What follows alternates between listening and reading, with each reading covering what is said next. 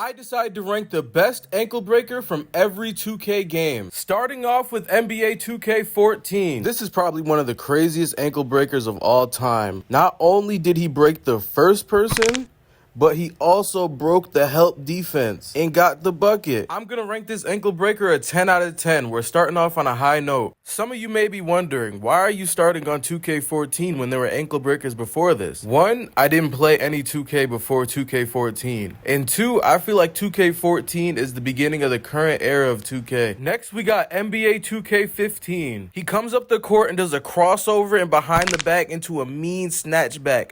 But unfortunately, he wasn't able to complete the play because he missed the shot. Unfortunately, if you miss the shot or don't do anything to result in a positive impact for your team after getting an ankle breaker, the most I could give the ankle breaker is a 5 out of 10. You need to get an assist at the very least, which is a shame because 2K15 is probably one of my favorite basketball games.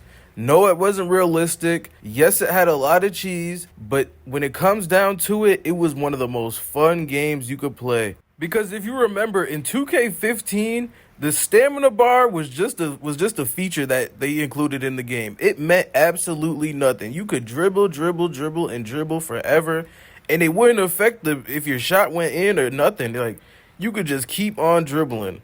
And some people say that this is unrealistic, but at the end of the day, it was so much fun. Next, we have NBA 2K16. He dribbles up the court with everybody in the stands watching. He does a spin move, bumps into him, and hits him with a mean snatchback. And he ended up hitting a shot. I'm going to rank this ankle breaker an 8 out of 10. It was cool, but nothing too crazy. 2K16 is definitely my favorite 2K of all time, and I think this is well-known information in the 2K community that 2K16 is the best. I'm going to have to do a video eventually of ranking the best 2Ks of all time. But spoiler alert, 2K16 is definitely at the top of the list. This was definitely the prime of 2K, from the dribbling to the parks and even the affiliations. I feel like I cared way more about the affiliations in 2K16 than I do now. Rise and Elite really doesn't have the same impact as Sunset Beach, Rivet, and Flyers had. I like how there were 3 affiliations instead of 2. It felt like your decision actually mattered. Even the environments were better. Look at the lazy river in the background and see how they're just floating around while you're getting buckets on the 2's court. 2K16 was definitely the best 2K ever, but let me stop before I get too emotional. Next, we got NBA 2K17. They're playing a 1v1 match and he hits him with the momentum crossover and goes in for the easy dunk. The funny part about this clip is you could tell how hard the defender was trying to play defense. He even goes for a block right there at the end. I'm gonna rank this ankle breaker a 7.5.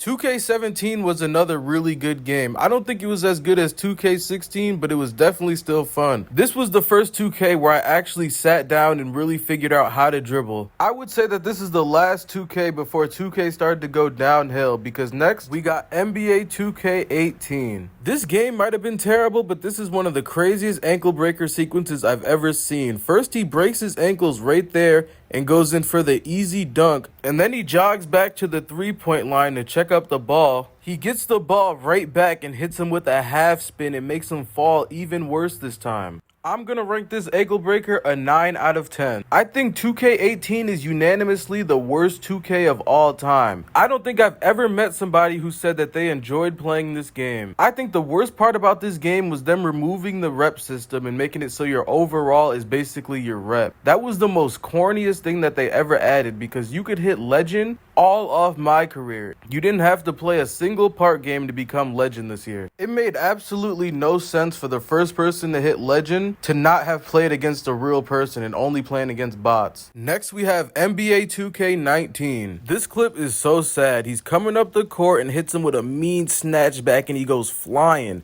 But his big man sells him. He could have took that up. I don't know why the big man didn't take that easy dunk. They were still able to score on the possession, but not without losing points on the ankle breaker. I'm gonna have to rank this ankle breaker a 7 out of 10. Even I'm mad at the big man. 2K19 was definitely head and shoulders above 2K18. The only negative that I would say about 2K19 is that the shot contest was non-existent. You could shoot basically anything and get a green. But some people like this. Some people like to play 2K for an arcadey aspect instead of having it be realistic, which I can't blame anybody for, because at the end of the day, it's really just a game and it's supposed to be fun. Obviously, some things in the game are supposed to be realistic, but if you want to actually play real life basketball, then just go outside outside and play real life basketball. I don't think fun in the game should be sacrificed in order to make the game more realistic. Obviously, we don't want to turn 2K into NBA Jam, but there has to be some balance between unrealistic and realistic basketball. Next, we got NBA 2K20. They're on the twos court, and the dude in the red looks like he's trying to play the most lockdown defense, and it's not working. And he ends up making the shot. I'm gonna rank this ankle breaker a 7.5 out of 10. Obviously, it's cool when they fall to the floor, but I feel like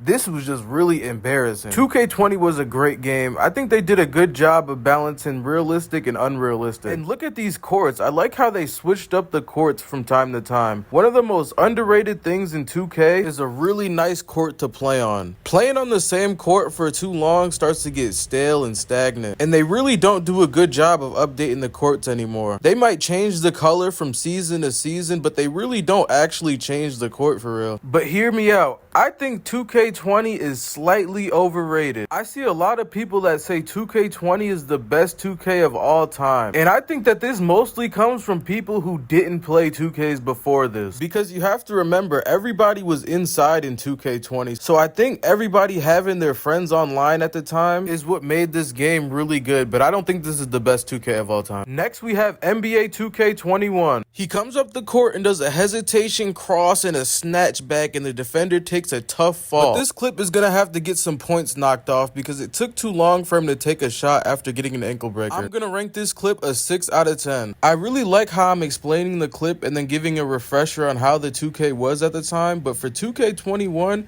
I really don't remember anything from this game. I feel like this game really just blended in. And I checked back and I have over 500 hours played on this game, and I really don't remember anything from it. Next, we have NBA 2K22. This is by far my favorite clip in this entire video. They're playing on the twos court and this dude gets a crazy ankle breaker, but instead of being selfish, he dumps it off to the big man and he gets a mean poster. I'm gonna rank this clip a 10 out of 10. This was another 2K that just blended in for me. I don't know if I smoked too much or what, but the most notable thing that I can remember from this game is the shooting was really easy. I think there was a badge called Sniper or something that made it so mistimed shots went in more or something like that, which is a really stupid badge, by the way. I'm glad they took it out. Next, we got NBA 2K23. This is another really crazy ankle breaker. He breaks his ankles and then he drives in and dunks on the person whose ankles he just broke. This is combining the two worst fears on any basketball court: getting your ankles broke and getting dunked on. And he did it both on the same person. I'm gonna rate this a 9.5 out of 10. When I think back on NBA 2K23, I think of a really cheese-filled game. I remember dunking in 2K23 was the most overpowered thing in the world. I forget what the badge was called, but once you got this badge, you were able to dunk on anybody. You were like prime Anthony Edwards. I'm not gonna lie, I'm glad the meter dunk is patched to where it's at. Everybody had their fun dunking on 23, but now it's time to give it a break for a few years. Next, we got NBA 2K24. He's playing the street ball court grinding badges, and he does a random behind the back and gets a crazy ankle breaker. But if you knew how rare ankle breakers on 2K24 is, you'll understand why this is in the video. I'm gonna rank this ankle breaker an 8 out of 10. 2K24 was my most favorite 2K in a while. The most notable things that I can remember from this game is how overpowered the Jamal Murray behind the back and the John Wall step back were. These had to have been some of the most overpowered moves in 2K history. And I also really like the green or miss. Overall, I think 2K24 was a solid game. And last but not least, we have NBA 2K25. This might be the most embarrassing ankle breaker on the list. He does a snatch back, breaks his ankles, does another snatch back,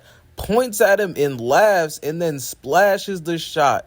I would be so embarrassed if this happened to me. I'm gonna rank this ankle breaker a 10 out of 10. To have the confidence to do an emo after breaking somebody's ankles and then making the shot, that has to be a 10 out of 10. When 2K25 first came out, everybody hated the dribbling. But now I think people are learning how to dribble and they're understanding that it's just a bigger skill gap than it used to be. And the dribbling isn't that bad. But hey man, that's pretty much it. I appreciate you for watching this video to the end, and tune in to whatever video I drop next.